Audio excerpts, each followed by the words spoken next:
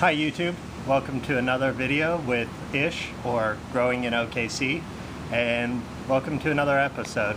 Today is going to be my August update, and also I'm going to show you around my garden and kind of tell you about some of the things that I've got planted.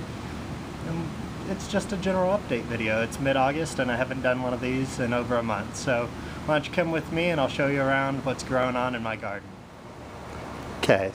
So here we are, we're coming into the garden, and I've been out here for about 6 hours today just doing general maintenance things in my garden. So I'm going to kind of show you what I've done and tell you why I've been doing that and stuff. So here we go.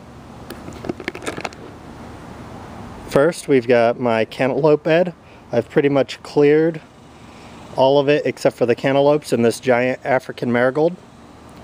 And in this first two rows here, where if you count those hoses as rows, it's just going to be all spinach. I've already laid the seeds down in there, and that's going to be spinach. And then in the back two rows, I don't think I've planted anything in there yet. I've just added a bunch of cotton burr compost and a little bit of my own personal compost into the mix. The next bed is where the kohlrabi and the onions and carrots were in the summertime. All of that's now pretty much done. I've left the kohlrabi to see if it'll go to seed or not, or what it looks like. I know it's a brassica, so we'll see how that does.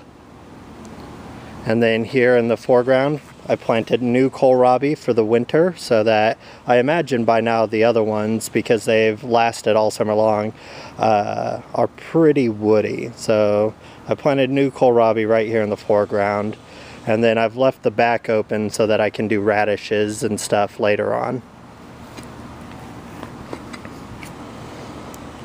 Okra still growing strong. Got some serious looking pods on here that I need to pick. Same with the peppers. And then we've got the giant bed, and it's looking really overgrown right now. The tomatoes have pretty much burned up, but I'm not pulling them yet for two reasons. One is that there's plenty of green on here, and I think that I'll get a pretty decent fall harvest of tomatoes. And additionally, I've got a bunch of small things started down here. Nice soft leafy greens that need the protection of the tomato plants, because it's still way too hot for the leafy greens to do on their own. So they would burn up if it weren't for these tomato plants taking the brunt of the summer heat here in Oklahoma. Okay, so that's pretty much it for, sorry about that, we got a little close there for a second. That's it for my old garden. Now let's take you around to some other things that are going on. Here's the phytopod. I've taken all of the dead leaves off of the strawberry plants, so that the roots can just lie dormant until next year. I've also installed a drip irrigation system here at the top, so that hopefully everything stays moist. And then in the top I planted 3 different varieties of lettuce. Same with this unit. This is like a 5-gallon.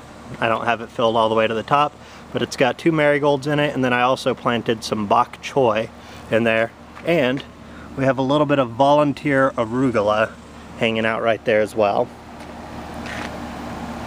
In this one I have a couple more bok choy plants that I planted today. Also, for those of you who haven't seen my other video on the drip irrigation system I installed that today. And it took a couple of hours, but everything's going pretty well and it's working this bed. But here, I'll just kind of go through here. The first 6 feet of this bed, right there, I've got some Thai basil and oregano is what you see.